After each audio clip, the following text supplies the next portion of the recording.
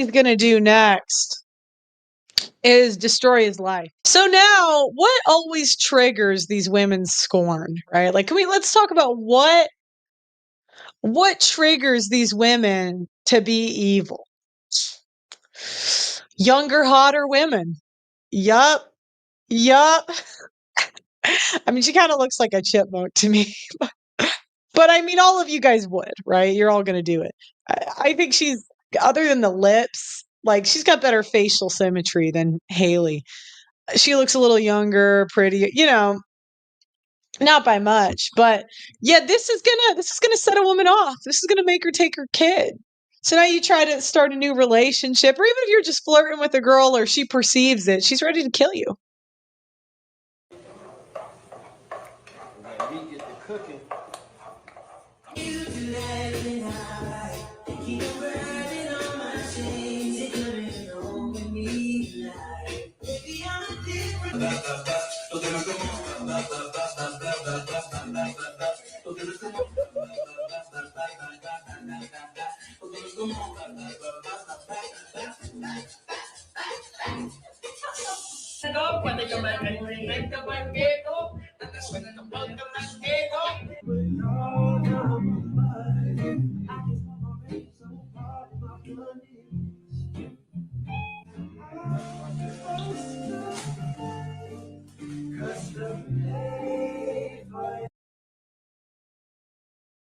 Done. So conveniently after this,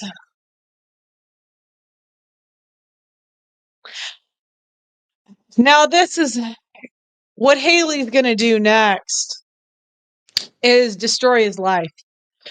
So DDG claims that he has been fighting for his son Halo's custody for months, but he doesn't want anyone hating on Haley over it. Now, he kind of does want people hating on Haley over. Let's just be honest. People love trashing, but men are afraid of women, right? So he's got to tread carefully. But now he's experiencing the false accusations. Now he's going to go through it. Okay, let's. Thing I don't like when people do, I don't like when people hate on Haley. I don't care if people think she's wrong or not, or if I think she's wrong or right. She could be going through something mentally after having a kid that I can't understand as a man. So when situations like this happen, I try to handle it with as much grace as possible, because Halo needs her, I need her. We need each other to create a childhood that's safe and fun and memorable for him. And Halo is the biggest blessing in my life. Like, I don't know. Like, I don't remember what life was like before Halo.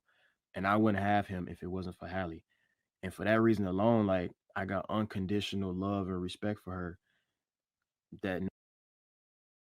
They said men aren't afraid of women. Men are afraid of the police who will enforce what women want. Yeah, I mean, fair.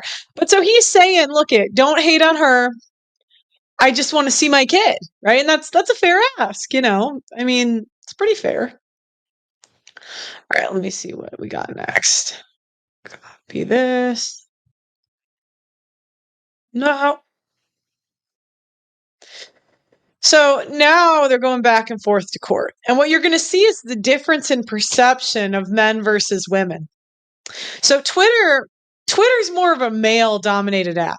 And so all the clips I see on Twitter are going to be, and this is what you'll see go on in communities too. The men take the women's, or most of the men deep down take the men's side unless they have to take the woman's. While the women spreads rumors about the guy, and that's women's primary way to destroy men is reputation destruction, and she can get all the men on her side. One thing she said in court is, I could not concentrate or be present at the Met Gala, yet she was out partying at the after party and did a tweet and delete. So she was saying, his Twitch posts ruined my night, which it did. And then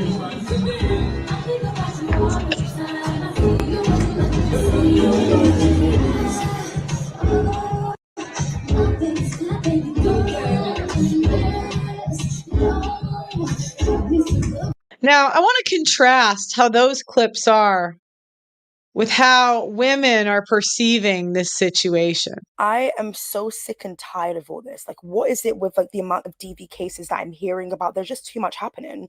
So DDG has been accused of putting his hands on Halle Bailey. She's come out to file a restraining order against DDG. He's laid his crusty, disgusting hands and beat a woman. Anyone who's laying their hand on a woman is absolutely vile, and you're gonna get everything that's coming. And that's the women's interpretation. Is it doesn't matter how much I provoke a man, it doesn't matter how bad I am, if I hit him first. Anybody who lays their hand on a woman is wrong. To you, your disgusting bottom barrel behavior that is. Like, what the hell? And the thing is, DDG is like still live streaming, and he actually made a statement. We're gonna go ahead and talk about what it is that Haley's accused DDG of. But DDG has made a statement, pretty much being nonchalant and making it seem like everything's cool when you've literally just been accused of DV. Like the way that he's trying to say that I'll be on Twitch later. Like, are you going to be trying to address it? Like anything. This guy would do anything for clicks, and it's actually really desperate. And it's so disgusting because I remember I used to watch DDG back in 2017, 16, 17, 18. I remember being, I think I was going from secondary school to college, and I remember watching him. He used to like have those long ass videos. I don't know if he still does this now, and there'll be like so many ads in between.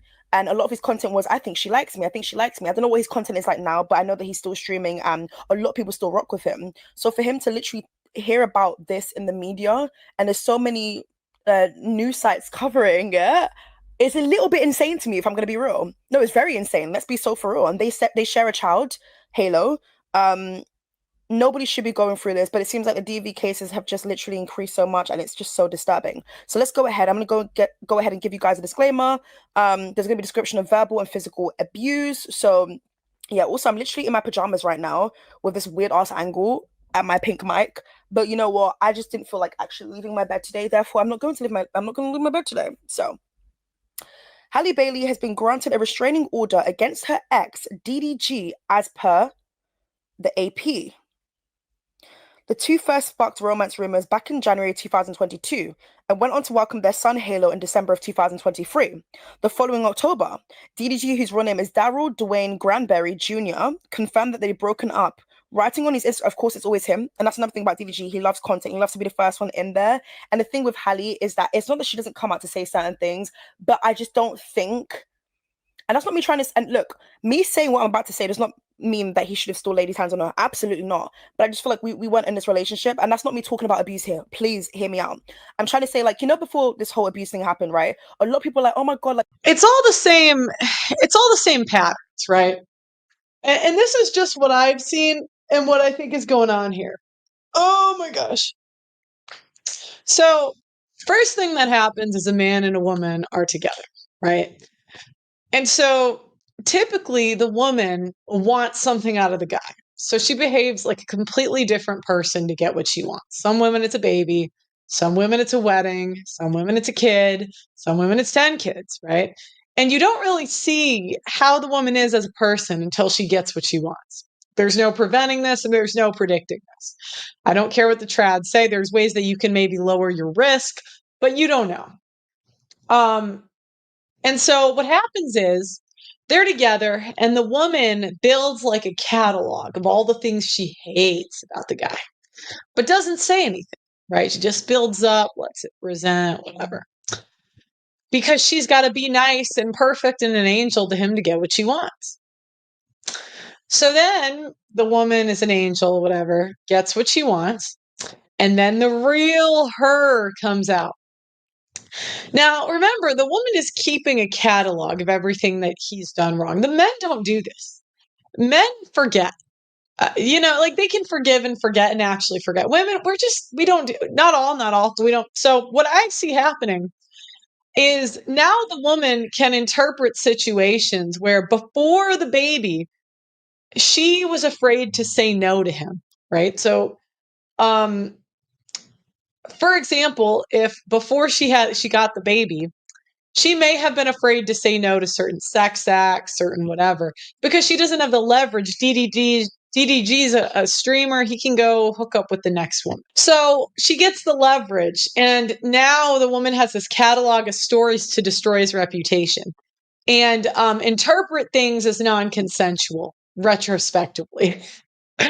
So maybe she was uneasy about doing something in the bedroom. Maybe she provoked a fight out of him. Well, now the way she's going to see it, and she wouldn't have said it at the time, she's going to see it retrospectively, is that it was abusive and she did not consent to this stuff.